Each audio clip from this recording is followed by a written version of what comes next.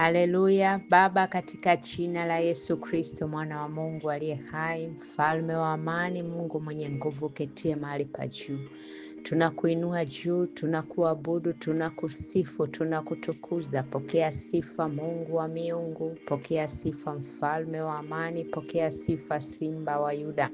Unastahili sifa, heshima na utukufu. Asante Baba kwa zawadi ya uhai.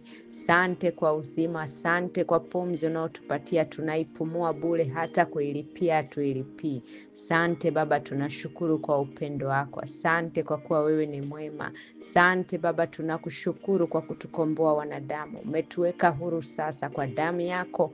Umetununua makabila, mataifa na kila rangi. Umetugonga na muhuri wako. Umefanya agano nasi la milele. Asante Baba kwa upendo huu, maana wewe Mungu ni pendo.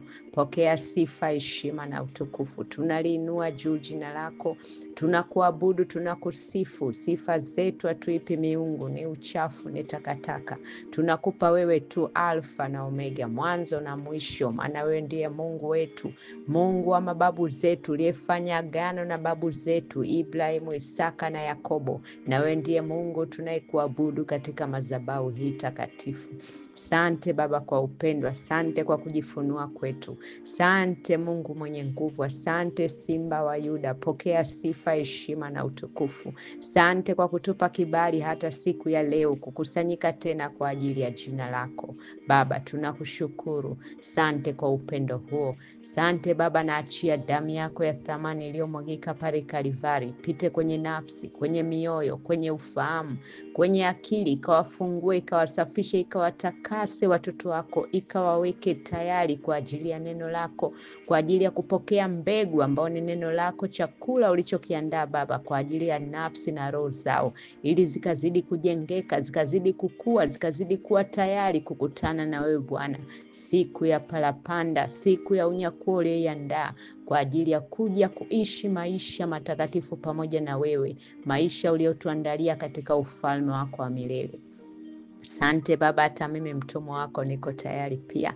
Bwana Yesu, naomba ukanitumie sasa, maana ni chombo chako. Ukawalishe watoto wako chakula, ukawafundishe, ukawalishe neno uliloliandaa siku ya leo, maana tuishi kwa chakula tu cha mwilini, bali tunaishi kwa neno lako. Maana mtu hataishi kwa mikate, hataishi kwa mkate, bali kwa neno lako. Baba, tunakushukuru kwa maneno na chakula ambacho unatulisha kila siku kwa ajili ya nafsi zetu, kwa ajili ya roho zetu, kwa ajili ya kujiandaa, maana sisi ni taifa lako takatifu. Asante Baba kwa upendo huu. Pokea sifa, heshima na utukufu. Ninafunga kuzimu, nafunga mauti, nafunga ladha zote, michoro yote, network zote, darubini zote zilizoelekezwa kinyume nasi siku ya leo, nazisambaratisha kwa damu ya Yesu. Ninafyatua na kuharibu, nadondosha ngome zote na ufalme wa giza kinyume na mtu huyu. Baba, ninaachia nuru yako ikatawale siku ya leo, kuanzia mwanzo tulipoianza siku mpaka tunapomaliza. Baba, tunaomba tuanze na wewe, lakini pia tumalize na wewe, Baba yetu na Mungu wetu, Alfa na Omega. Asante Baba, pokea sifa, heshima na utukufu. Ni katika jina lenye nguvu, uwezo, mamlaka na utisho, jina lako Yesu Kristo wa Nazareti aliye hai, nimeomba na kushukuru. Amen. Shalom, shalom. Bwana Yesu asifiwe. Kristo atukuzwe, Kristo ainuliwe juu. Siku yetu ya leo tunajifunza somo linasema ulinzi wa Bwana kwa watu wake. Ulinzi wa Bwana kwa watu wake. Yamkini wengine mnamchukulia Bwana ni wa kawaida. Bwana sio wa kawaida. Kuzimu yenyewe inamuogopa. Adui mwenyewe anamuogopa. Maana kwa jina lake tu likitajwa ni kwamba kuzimu inapigwa. Hata wanapokaa kwenye vikao vyao, bahati mbaya mtu akalitaja jina la Yesu, kikao chote kinaharibika. Bomu linapigwa hapo. Hata huyu aliyekaa kwenye kiti chao hicho anajiita kiti cha enzi, anatandikwa. Hata na yeye pia analiheshimu hili jina. Anamheshimu huyu Yesu. Hivyo na sisi ambao tumekombolewa, tumepata neema ya kuingia ufalme wake wa mbinguni, lazima tujue ulinzi tuliowekewa na huyu Yesu. Maana wengine wanaishi sawa, lakini hawajui kwamba kuna ulinzi, tunalindwa. Somo la leo litakusaidia zaidi kujua ulinzi wa Bwana kwa watu wake. Tutasoma kitabu kitakatifu Isaya 27, Isaya sura ya 27 mstari wa 1 hadi wa 3. Isaya sura ya 27 mstari wa 1 hadi wa 3. Imeandikwa, siku hiyo Mwenyezi Mungu atautwaa upanga wake mkubwa, mkali na imara, na kuliadhibu dude Lewiathani, joka lilukalo na danganyifu. Mwenyezi Mungu ataliua joka liishilo baharini. Siku hiyo Mwenyezi Mungu atasema hivi, imbeni utenzi wa shamba langu zuri la mizabibu. Mimi Mwenyezi Mungu ni mkulima wake, na alimwagilia maji kila wakati. Ninalilinda usiku na mchana, lisije likaharibiwa na mtu yoyote. Narudia tena. Siku hiyo Mwenyezi Mungu atautwaa upanga wake mkubwa, mkali na imara, na kuliadhibu dude Lewiathani, joka lilukalo na danganyifu. Mwenyezi Mungu ataliua joka liishilo baharini. Siku hiyo Mwenyezi Mungu atasema hivi, imbeni utenzi wa shamba langu zuri la mizabibu. Mimi Mwenyezi Mungu ni mkulima wake, na alimwagilia maji kila wakati, ninalilinda usiku na mchana. Somo la leo linasema ulinzi wa Bwana kwa watu wake. Tunaona kitabu cha Isaya. Isaya ni nabii wa Bwana ambaye alikuwa naye akipewa mafunuo mengi sana yanayohusu agano jipya, kwamba litakuweje hili agano jipya. Alipewa mafunuo sana juu ya ujio wa huyu Yesu. Alipewa mafunuo sana juu ya huyu Yesu akija, hii miungu itapata shida sana. Hii miungu itatandikwa sana. Ufalme wa giza utajuta ujio wake. Utajuta ujio wa ufalme wa mbinguni tena kuja tena duniani. Ndio maana adui, kwa sababu tabiri hizi alishazisikia, walishakuwa wanajua kwamba Kristo anakuja.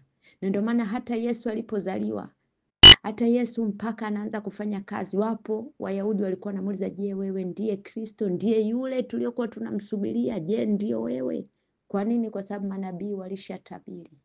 Na mmoja wa hao manabii waliotabiri ni Isaya. Isaya alifunuliwa sana, alipata kibali cha kufunuliwa sana agano jipya litakuweje, kwamba nuru inakuja duniani, ukombozi unakuja duniani, ufalme wa mbinguni unaletwa tena duniani.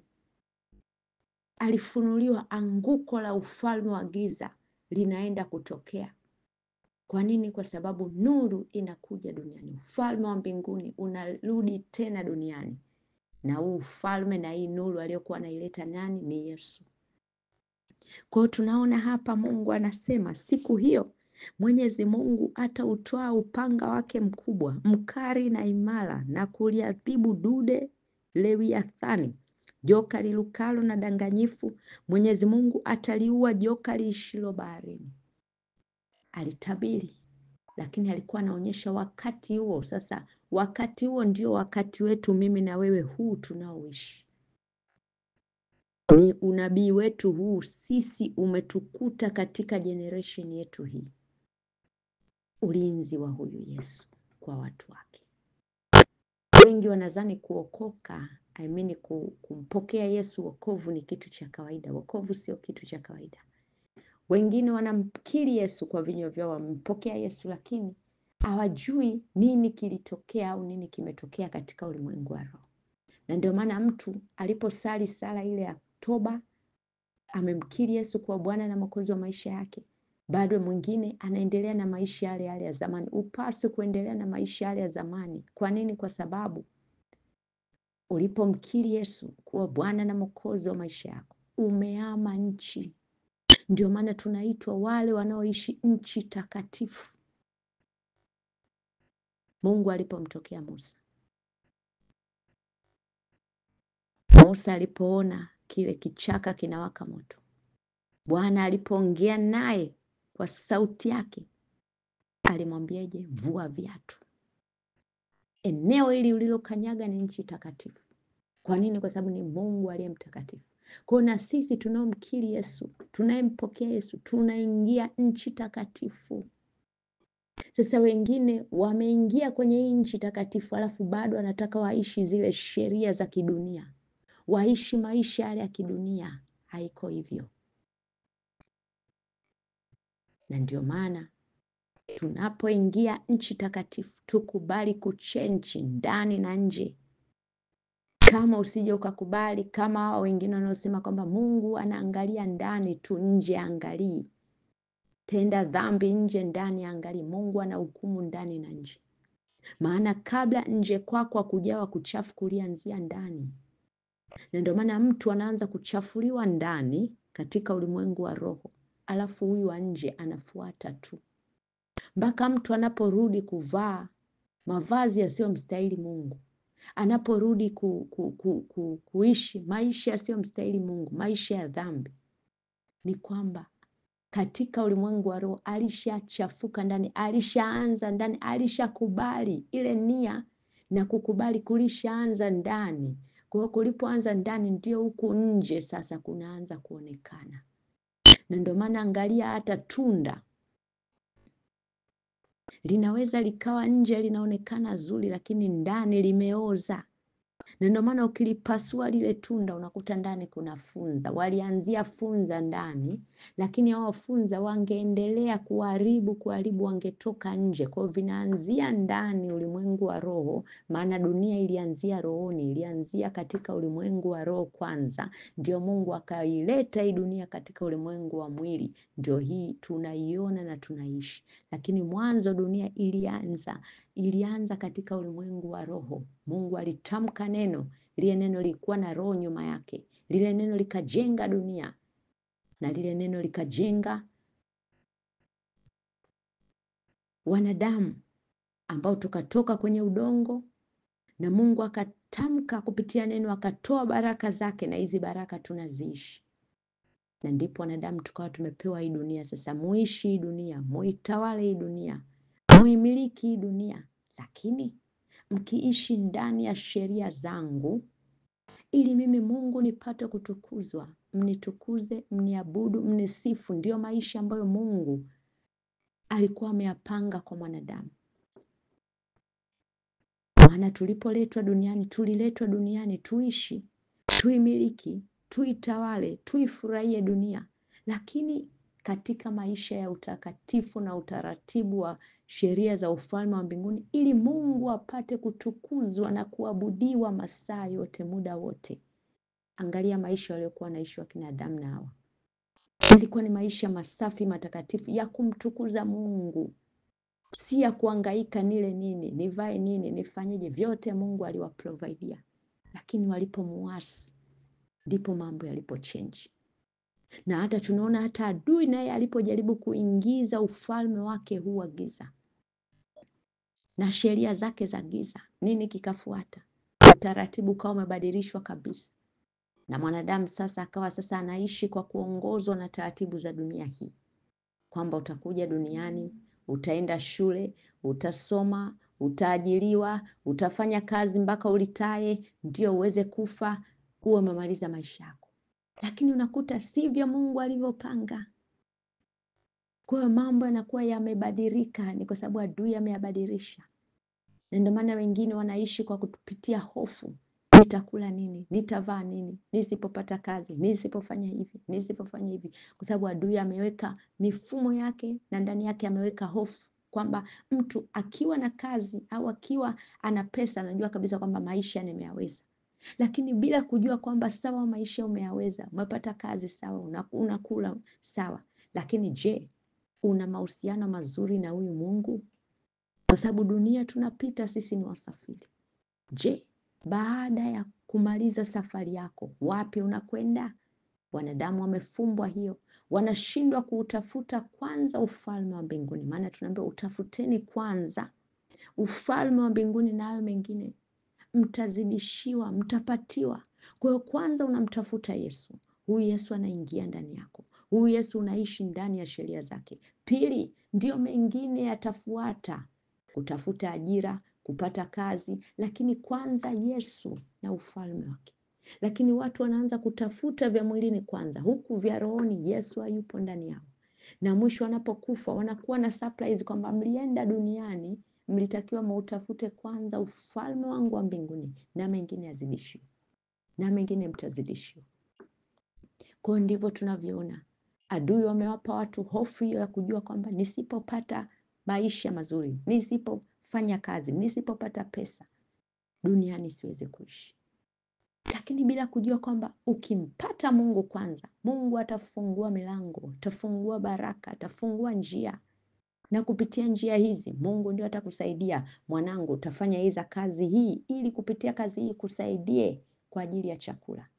Lakini kwanza yeye awe ndani yetu ili atuongoze, kwa sababu unakuta wengine sasa Yesu hayumo ndani yao, kwa hiyo wanaishi kwa kujiongoza wao wenyewe. Hata kazi wanazozifanya sizo Mungu alizowapangia, na ndio maana wanaishi nje ya baraka zao. Hata mielekeo wanayoiendea sio Mungu aliyowapangia, kwa hiyo unakuta wanaishi tofauti kabisa na wito ule Mungu aliowaita. Na mwisho wa siku hata wakifa, Yesu anawaambia, duniani ulienda uwe hivi, lakini angalia maisha yako yote haya, una miaka 85 umeishi duniani, ulikuwa unaishi nje ya wito wako, nje ya baraka zako. Angalia baraka zako ni hizi, baraka ni 1000, lakini katika 1000 ulikuwa miaka yako yote 80 umeishi kwa baraka moja tu. Hizi zote hizi umezipoteza tu duniani. Ungeziishi hizi at least hata 10, mwanangu, ungekuwa na maisha haya. Ndio maana tunajuta, kwa sababu majuto ni mjukuu, majuto ni baada. Kwa hiyo tunaona huyu Isaya alionyeshwa kwamba ukombozi unakuja, ufalme unakuja, ni ufalme wenye nguvu, ufalme wenye uwezo, ufalme wenye mamlaka, wenye utiisho unakuja, ambao ufalme utapiga, utadondosha falme zote za ufalme wa giza. Utakuwa na nguvu, na ufalme utawalinda watu wake. Ndio sasa tunalindwa na ufalme wa mbinguni. Lakini tunaona sio Isaya peke yake, hata Danieli naye alipata kibali, kwa sababu Danieli alipewa katika karama alizopewa, alipewa karama za maono, lakini tunaona pia alipewa karama za kutabiri vitu vile ambavyo vitaenda kutokea. Alipewa pia karama ya kutafsiri ndoto, ambazo tunaona hizi pia zilimpa kibali mbele ya mfalme na kumfanya kupata kibali hata mbele ya nchi. Lakini pia tunaona huyu Danieli aliweza pia kuonyeshwa juu ya ufalme huu wa mbinguni unaokuja, ambao huu ufalme utakuwa na nguvu. Maana tuliambiwa nyakati zile za mwisho ufalme wa mbinguni utainuka, utakuwa na nguvu kuliko falme zote hizi zilizojifanya zimetangulia, zilizokuja zikavamia, ambaye adui alijiingiza na akajipa majina ya falme hizi: ufalme wa goldi, ufalme wa fedha, ufalme wa shaba, kama ile sanamu ambayo Nebukadreza aliona. Tukaambiwa likatokea jiwe, ili jiwe alikutengenezwa na mikono ya mwanadamu, ambalo ili jiwe ni Mungu, lilipiga ile sanamu. Ndio ufalme huu wa mbinguni sasa unapiga hizi nguvu na sanamu zote na hii miungu yote vipande vipande, na ndio wakati wetu tunaoishi. Kwa tunaona siku hiyo Mwenyezi Mungu atautoa upanga wake mkubwa, mkali na imara. Ndio wakati huu sasa Bwana ametoa upanga wake, anachinja majoka, anachinja mapepo, anachinja mashetani, na ndio maana wanaogopa mtu yule aliyesimama imara na Yesu. Kwa nini? Kwa sababu anajua sheria ya ufalme wa mbinguni inamlinda. wanajua nchi takatifu ya mbinguni inamlinda, wanajua Bwana mwenyewe anamlinda mtu huyu, anawalinda watu wake. Kwa nini? Kwa sababu upanga wake mkali na ulio imara unafanya kazi masaa 24 kufyeka. Lakini si upanga tu, hata silaha pia alizotupatia ambazo zipo ndani ya neno lake na zenyewe zinafanya kazi. Lakini sio tu silaha peke yake, neno lake ambalo ndio upanga linafanya kazi, lakini na damu yake ambayo tutamshinda kwa kutumia damu ya mwana kondoo inafanya kazi na ina nguvu kuliko tuzanivyo kwa wakati huu. Maana unabii wa mwisho huu tunaoishi kabla unyakuo, silaha ambayo tunaambiwa tuitumie sana kwa ajili ya kuzishinda kazi za huyu ibilisi na nguvu zake zote, damu ya mwana kondoo, damu ya Yesu. Kwa hiyo tunaambiwa siku hiyo Mwenyezi Mungu atautwaa upanga wake mkubwa mkali na imara na kuliadhibu dude Lewiathani, joka lilukalo na danganyifu. Mwenyezi Mungu ataliua joka hilo baharini. Makazi ya joka ni baharini, makazi ya adui ambaye joka ni baharini, makao yake makuu yako baharini, lakini kiti chake cha enzi amekiweka duniani pia, ambacho hiki kiti cha enzi kipo Vatican, Italy, nchi ya Vatican. Kanchi kadogo kako Italy kanaitwa Vatican, ambako ndio yule kiongozi wao yule yupo huko, yeye akiwa anavaa nguo nyeupe, mavazi meupe, lakini nyuma yake yupo yule aliyevaa mavazi meusi, ambaye huyu anapokea oda zote zitokazo baharini kwa ajili ya wanadamu, magonjwa, mipango, ajenda zote zinazopangwa kwa miaka na miaka zinatoka huko, alafu zinasambazwa kwa wafalme ambao ni maraisi. Sheria ziko hivi hivi, utakuja ugonjwa huu na huu, sheria zake zitakuwa hivi na hivi, na wale wanaokiuka watapata adhabu. Lakini haya yote anayetafutwa ni Mkristo. Haya yote anayetafutwa ni yule mwenye wokovu. Haya yote ni anayetafutwa ni yule aliyekuwa na Yesu. Lakini Yesu anasema, songa mbele wanangu, bado muda mdogo tu taifa lake takatifu linaondolewa duniani. Bwana anasema, shika sana tulicho nacho. Tukishike sana tulicho nacho, wokovu halisi, tumshike huyu Yesu. Angalia mtu aliye baharini, alafu akawa na dumu la maji ambalo liko empty. Amelishika ili dumu, lile dumu aliweze kuzama. Amelishika, anaelea hata kama amechoka. Anaambiwa shika hivyo hivyo, kuna meli iko njiani na kuja kwa ajili ya kuwaokoa. Huyu mtu atakuwa na matumaini, atashika vile vile. Ndio maana wokovu unaongozwa na nguzo tatu: imani, matumaini na upendo. Unampenda Yesu, utamshika Yesu. Unampenda Yesu, utatumaini, utaweka matumaini kwamba dunia hii tunaishi sawa, ni ngumu sawa, lakini naweka tumaini la kuishi ufalme wa mbinguni, naenda kupumzika milele na kufurahia. Angalia anayesoma shuleni, anasoma, anakesha usiku, halali, anahangaika, saa ingine anapigwa na ng'atwa na mbu, lakini ana matumaini, nitapata cheti, nitaenda kufanya kazi, maisha yangu yatakuwa mazuri. Ameweka matumaini, imani kwamba ninamwamini huyu Mungu, simwachi. Anaweka imani, ninaamini kuna meli inakuja kutuokoa, ili dumu siliachi. Ndivyo na sisi, shika sana ulicho nacho, simwache Yesu. Tunaambiwa siku hiyo Mwenyezi Mungu asema hivi, imbeni utenzi wa shamba langu zuri la mizabibu. Sisi ni mizabibu ya Yesu. Mimi Mwenyezi Mungu ni mkulima wake na alimwagilia maji kila siku. Yesu ndiye Mkulima ametupanda, sisi ni mbegu. Unapopokea wokovu umepandwa mbegu ndani yako, mbegu ya wokovu.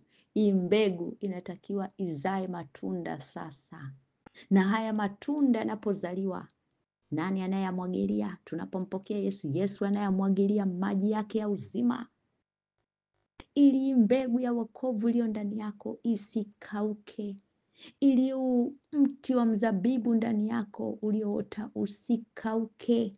Yesu anamwagilia maji ya uzima. Tunaposoma neno tunamwagilia wokovu ndani yetu. Tunaposoma neno tunajaza mafuta mabichi ndani yetu. Tunaposoma neno nuru inaingia ndani yetu. Tunafanya huu mzabibu, maana sisi ni matawi, Yesu ni shina. Anatumwagilia, anatupatia maji. Angalia matawi yanatoa wapi maji? Yanatoa kwenye shina. Yesu ndiye shina, anatulinda. Na ndio maana mtu anapomwacha Yesu, hata kama anajifanya ni tawi ambalo ni bichi, angalia muda wake, ana muda mrefu, ana muda mrefu lile tawi linakauka. Kwa nini? Kwa sababu limetoka kwenye shina, ambaye shina ni Yesu mwenyewe, ni Simba wa Yuda, ni Mungu mwenyewe. Kwa hiyo tunaambiwa mimi Mwenyezi Mungu ni mkulima wake, ambaye ni sisi,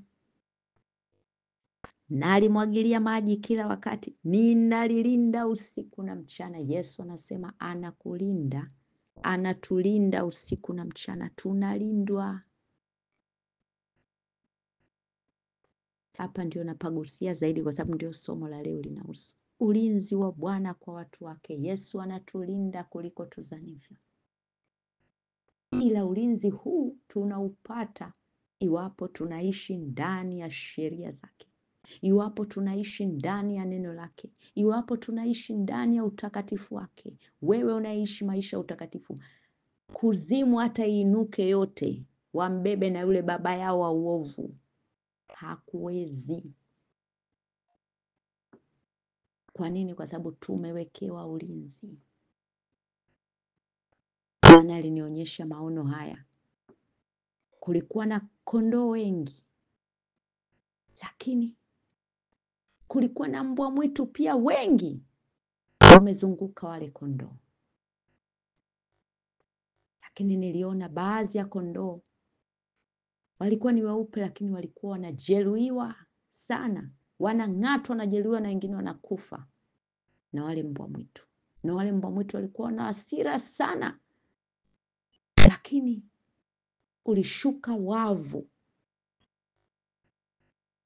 ambao ulikuwa uwavu ukiwa unawaka moto,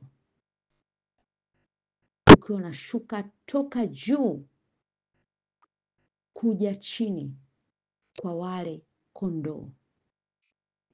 Lakini ule wavu ulifanikiwa ukaja ukatua chini kwenye udongo, na wale kondoo wote wakawa wako ndani ya wavu. Sasa wale mbwa mwitu wakawa wanashindwa kuwasogelea tena wale kondoo. Bwana akaniambia, haya maono unayoyaona ndivyo dunia ilivyo kwa sasa. Angalia kondoo waliojeruhiwa. Bwana akaniambia ndio hawa ambao wana wokovu, lakini ni wokovu ule wa vuguvugu. Huku wana mimi, huku wako kwa adui. Huku wana mimi, huku wanapenda vitu vya adui. Wanapopenda vitu vya adui wanafungua milango. Una Yesu, unampenda Yesu, lakini bado unahangaika na mapambo, unahangaika na takataka, unahangaika na mawigi, kwa sababu hayo pia ni malango. Adui anapata nafasi kukutandika kwa sababu umefungua malango. Unampenda Yesu, lakini bado hujamkubali kikamilifu, bado miungu nayo bado unaishikilia.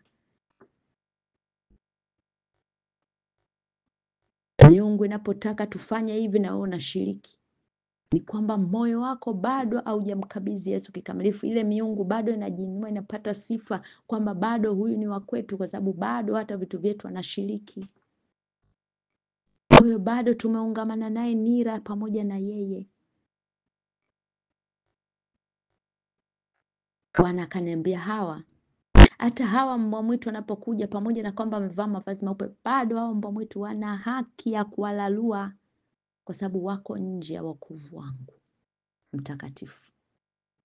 Lakini Bwana akaniambia, angalia hawa walio wengi. Bwana akaniambia, mimi ndiye moto ulao.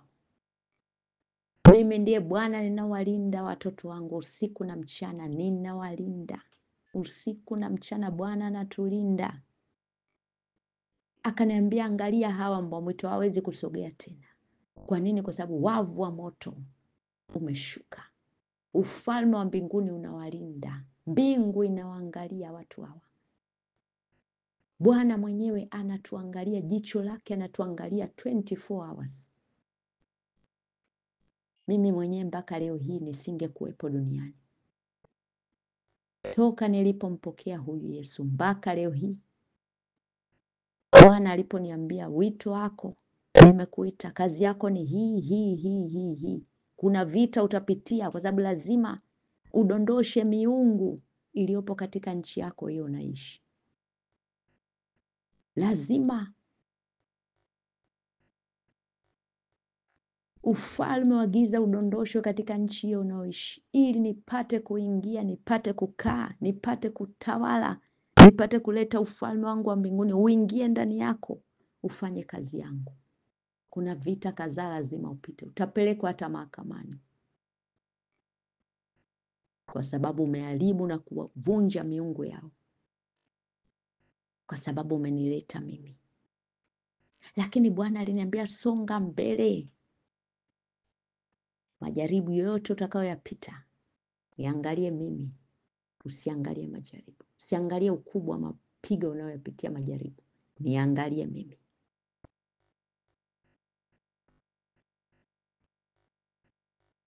Pinde za mvua zilikuwa zikisimama mara kwa mara, kwa siku hata mara 4 mara 5. Miungu ikitandikana, Bwana akiwaonyesha kwamba yeye ndiye Mungu na ameingia sasa, ameleta ufalme wake wa mbinguni. Na miungu ikiwa inakataa, hapana, haiwezekani, tulishakabidhiwa nchi hii na mababu zao, hii nchi ni ya kwetu, ni ufalme wa giza. Lakini Bwana alisema, naingia kwa kuwa dunia ni yangu. Nilibuluzwa mahakamani, lakini Yesu ni mwema, alinishindia. Walitafuta kuniua, lakini Yesu ni mwema, alinificha. Bwana akaficha mpaka na jina langu, akasema mpaka na jina lako, kwa sababu watataka hata kukusomea maalubadili, watataka hata kukupeleka kwenye madhabahu zao, wakusome jina lako ili wakuite, wakuchinje, wakukate ufe. Bwana aliniambia, hata jina lako nalizamisha ndani ya damu yangu, hawataliona. Na ndio maana hata tu vitabu hivi mpaka hapa vinaprintiwa, vimepata kibali maeneo yote.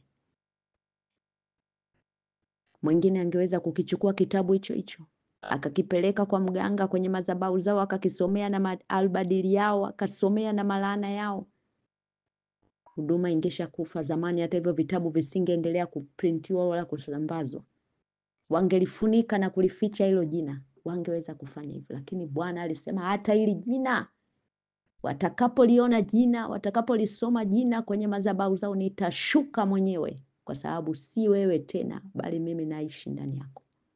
Hata jina lako nalificha. Na ndio maana kazi ya Bwana inaenda. Watu wanapoona kitabu, wanaona kitabu, lakini sio kitabu, ni Yesu mwenyewe yumo ndani mule. Ndio maana vinaponya, vinafungua, vinaleta wengi kwa Bwana. Kwa hiyo hata wewe uliyemkiri Yesu, nachotaka kukwambia ni kwamba ulinzi huu tunalindwa wote. Ahadi hizi ni zetu wote. Hata wewe Yesu anakulinda kuliko uzanivyo, unalindwa, tunalindwa. Nakumbuka baada ya kuona wamenishindwa mahakamani, Bwana akanishindia. Wakanishindwa kuniua katika ulimwengu wa roho, maana lazima kabla hujafa mwilini wakuchinje rohoni. Rohoni Bwana amekuficha, haupo. Akikutazama, wakikuzumu, wakija haupo. Wanasema, mbona hatukuoni, hauishi dunia hii? Nawaambia ndio, naishi nchi nyingine, ni nchi takatifu. Bwana anatulinda. Bwana ametuwekea ulinzi kuliko tuzanivyo. Mungu anatulinda kuliko tuzanivyo. Ametuwekea ulinzi kweli kweli. Ilifika wakati alitumwa mmoja ambaye huyu akajifanya ni mzungu, akajifanya ni mwema, akajifanya anatengeneza urafiki ule wa ukaribu kabisa kabisa, akijitia mara kwa mara zawadi. Ogopeni sana zawadi mnazopewa hizi. Nyuma ya zawadi muulize Yesu, Bwana upo? Hii zawadi hii unaitambua? Hata na wewe unaijua zawadi hizi?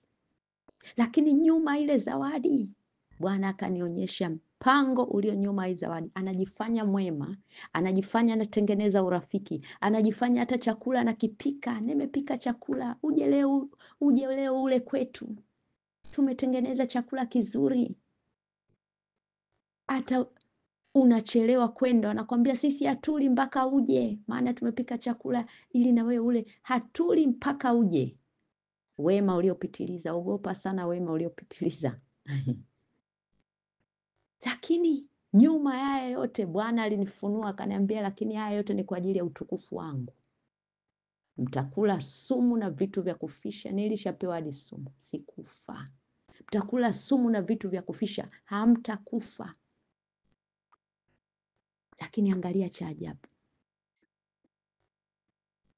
Bwana alinifunua, aliniambia mchoro aliyouchora ni kwamba upate kansa ya damu, ambayo hii kansa ya damu, yaani ikishatambulika tu kwa madaktari, hata miezi miwili hautachukua, huo umekufa.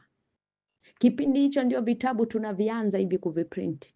Leo hii angalia mamilioni ya watu tumewaingiza katika ufalme wa mbinguni. Kwa hiyo adui angaiki na mtu asiye na kitu, aliye na kitu, aliye na kusudi, aliye na faida, aliye na faida na wewe uliompokea Yesu, maana kupitia wewe ni lango, unawaleta wengi kwa Yesu.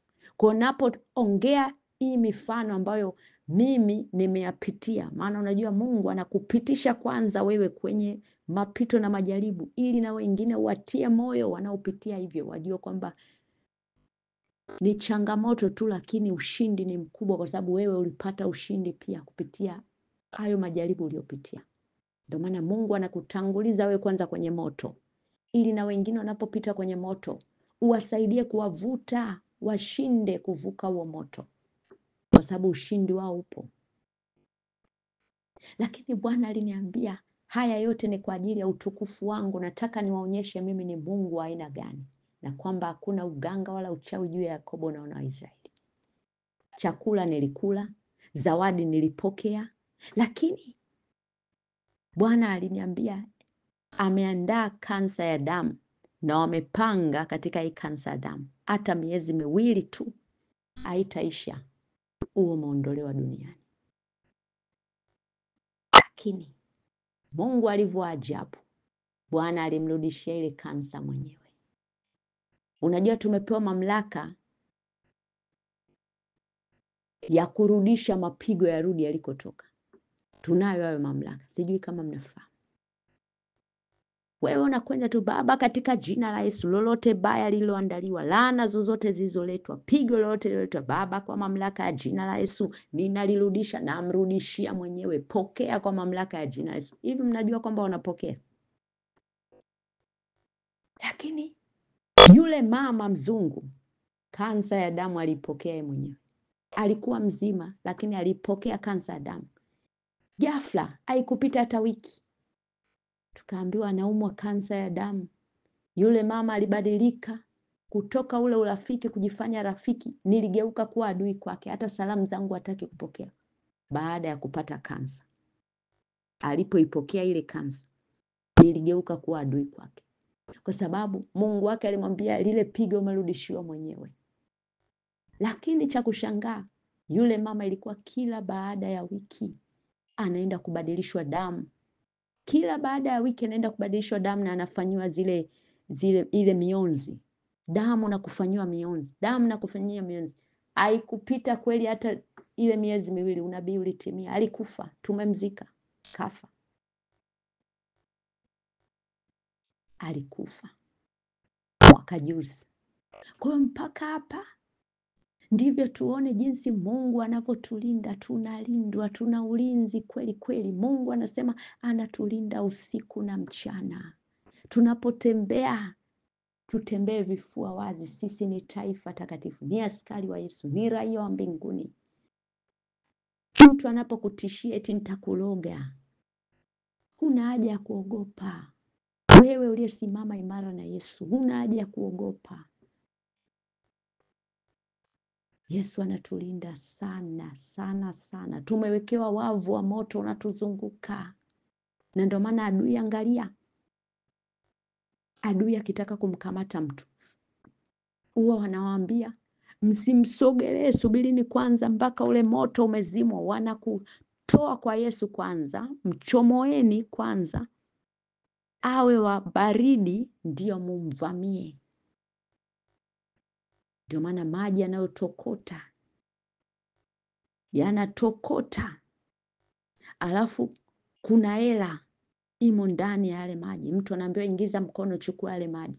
Kwa nini aingize? Kwa sababu ni ya moto.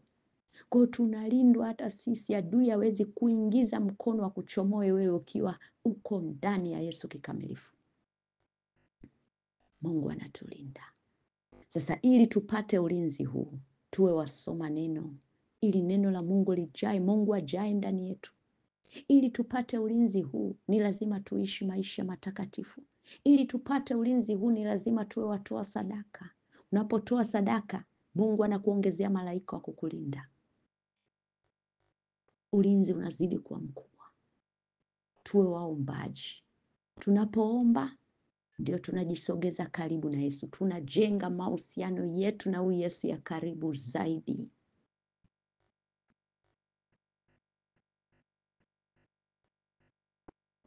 Yesu anatulinda sana kuliko tuzanivyo. Light tungeonyeshwa katika ulimwengu wa roho wote, Bwana angefunua wote, ukaonyeshwa maeneo ambayo Mungu amekuvusha. Saa nyingine unapita, kumbe kulikuwa na ajali iko mbele yako, lakini Mungu amekuvusha. Hebu chelewa dakika hizi kadhaa, kumbe ilikuwa katika zile dakika nje tu ugongwe na gari, lipite tu likukwangua hapo kifo, lakini Mungu amekuepusha. Mungu anatulinda kuliko tuzanivyo. Mimi mwenyewe nilimwambia Bwana, umenipa kazi sawa. Baba, naomba nithibitishie ulinzi utakaoniwekea kwa kazi hii, kwa sababu ni umekana maisha kwa ajili yake. Umekubali kuingia katika vita na adui, lazima upate uhakika wa ulinzi. Bwana aliniambia ninakulinda, na nitakulinda sio wewe tu, na uzao wako pia nitawalinda, na familia yako. Kwa hiyo Mungu anatulinda. Ndio maana nyinyi wa mama, ombeeni watoto wenu sana, wawekeni kwenye ulinzi wa Yesu. Lakini as long as wewe umempokea Yesu, Mungu anakulinda wewe na familia yako. Hivyo tusiishi maisha ya kihuzuni, tukiwa na hofu, tukiwa na woga, tukiwa na wasiwasi. Ufalme wetu una nguvu kuliko tuzanivyo. Tumwamini huyu Yesu. Yesu ana nguvu, na ndio maana kuzimu inakimbia jina la Yesu likitajwa, kwa sababu anajua akitajwago huyu anakuja, na akija hapa tumekwisha. Ndio maana wanakimbia, kwa sababu ni Mungu mwenye nguvu. Na huyu Mungu mwenye nguvu anasema, mimi Mwenyezi Mungu ni mkulima wake, na alimwagilia maji kila wakati. Tunaposoma neno, tunalimwagilia neno, tunamwagilia wokovu, tunapata uzima wa milele ndani yetu, tunakuwa wabichi, tunakuwa hai, tunapokea uzima wa milele ndani yetu. Lakini Bwana anasema, ninalilinda usiku na mchana. Bwana anatulinda usiku na mchana. Jicho lake linatutazama usiku na mchana. usiku na mchana, usiku na mchana. Na ndio maana Bwana ananiambiaga adui wakijaga kwako, kabla wewe hujawaona tayari mbingu imeshawaona, kwa sababu kamera zimeshasetiwa kila mahali. Kabla hawaja kufikia, kabla sijakufunua uwaone, tayari mbingu imeshaona, taarifa zimeshapelekwa. Ndio maana unakuta saa nyingine hata sijui kinachoendelea nje, nakuta tu upinde wa mvua umesimama hapo mkubwa, pinde mbili zimesimama. Labda unakuja unaangalia dirishani, ndio Bwana anakwambia nilishawaona zamani, tayari walishazingirwa zamani, walishakuwa chini ya ulinzi zamani kabla hujawaona. Kwa nini? Kwa sababu nakutazama usiku na mchana na kulinda. Anatulinda mimi na wewe, usiku na mchana tunalindwa. Hata usiku tunalala usingizi mzuri. Angalia wana wa adui, wana mashaka, wana hofu, hawana amani. Hata usingizi kulala, wanalala wako na hofu tu, lakini sisi tulio na Yesu tuna amani, tuna utulivu, tunalala usingizi mzuri, maana Yesu anasema anatulinda usiku na mchana. Hivyo tusonge mbele, tusirudi nyuma, tuishi maisha matakatifu. Hiki ni kipindi cha kusimama imara sana na wokovu. Tusiumbishwe leo huku kesho huku, tusonge mbele, tustiki sana na huyu Yesu, tutunze mavazi yetu ya utakatifu. Yesu anatupenda sana, ndio maana umeyasikia haya, kwa sababu na wewe ni mmoja waliotakiwa kusikia haya ili usonge mbele. Kwa kuwa ulinzi tumewekewa, basi mahusiano yetu na Yesu kila siku tuyaongeze kwa kusoma neno, kwa kufanya ibada na yeye, kwa kuabudu, kwa kusifu, kwa kumtolea sadaka.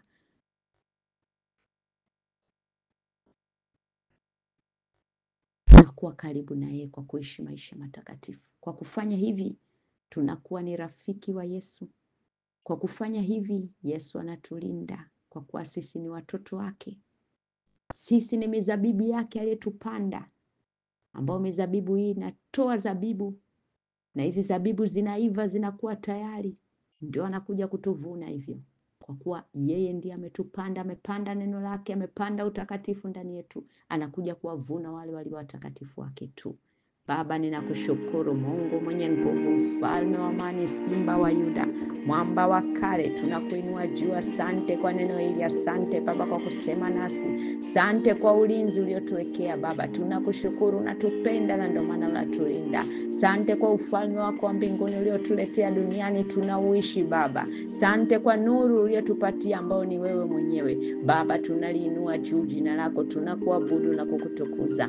Asante Baba yetu, ninamfunika kila mmoja kwa damu yako ya thamani iliyomwagika pale Kalvari. Asante Baba, pokea sifa, heshima na utukufu. Ni katika jina lenye nguvu, uwezo, mamlaka na utiisho, jina lako Yesu Kristo wa Nazareti aliye hai, nimeomba na kushukuru.